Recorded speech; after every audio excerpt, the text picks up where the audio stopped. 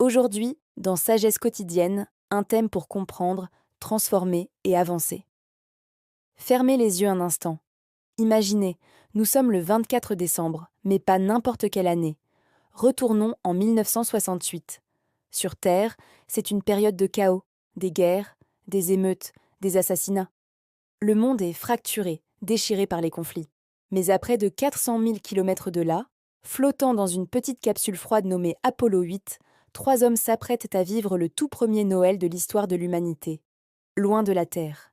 Ces trois hommes sont les astronautes Frank Borman, Jim Lovell et William Anders. Ils sont les premiers humains à voir de leurs propres yeux la face cachée de la Lune. Un exploit qui a captivé l'imagination du monde entier. Mais ce n'est pas la découverte de la Lune qui allait les bouleverser au plus profond de leur être. C'est la vue de notre propre planète.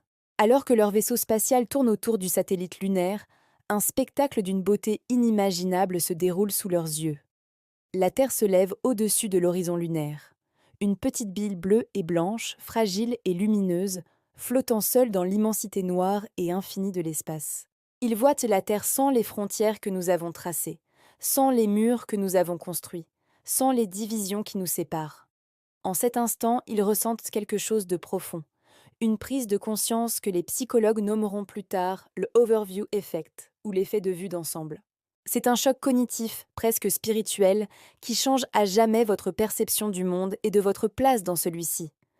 Vous réalisez que tout ce qui vous semblait important, toutes les querelles, toutes les différences, sont en réalité minuscules face à cette vision globale.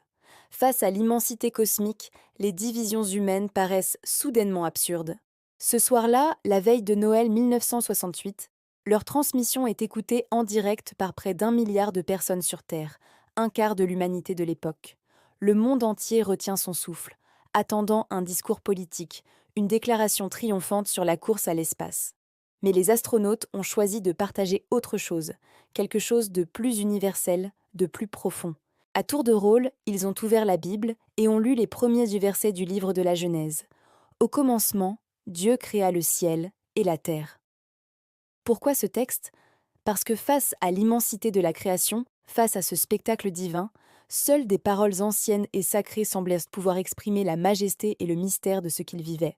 Ce geste a transcendé les religions et les cultures. Il a rappelé à une humanité divisée une vérité fondamentale.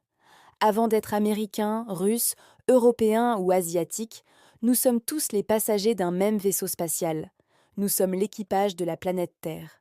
Ce Noël 1968 nous a offert une leçon puissante sur la perspective, une leçon qui résonne encore plus fort aujourd'hui. Le commandant Borman a conclu cette transmission historique par des mots simples et pleins d'espoir. De la part de l'équipage d'Apollo 8, nous terminons avec une bonne nuit, bonne chance, un joyeux Noël et que Dieu vous bénisse tous, vous tous, sur la bonne terre. Le message pour vous aujourd'hui est celui-ci. Prenez de la hauteur, les hauteurs.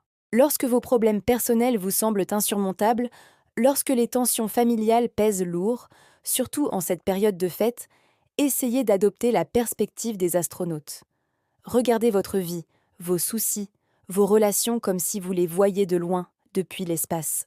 Vous réaliserez alors que ce qui nous unit, l'amour, l'appartenance à cette même humanité, est infiniment plus grand et plus important que tout ce qui nous divise. La véritable paix ne vient pas de l'absence de conflit, mais de la capacité à s'élever au-dessus d'eux, à changer notre point de vue. Méditez sur ce thème aujourd'hui. Prenez un moment pour trouver votre propre overview effect. Merci d'avoir écouté Sagesse quotidienne. Abonnez-vous pour ne pas manquer notre prochain thème et à demain.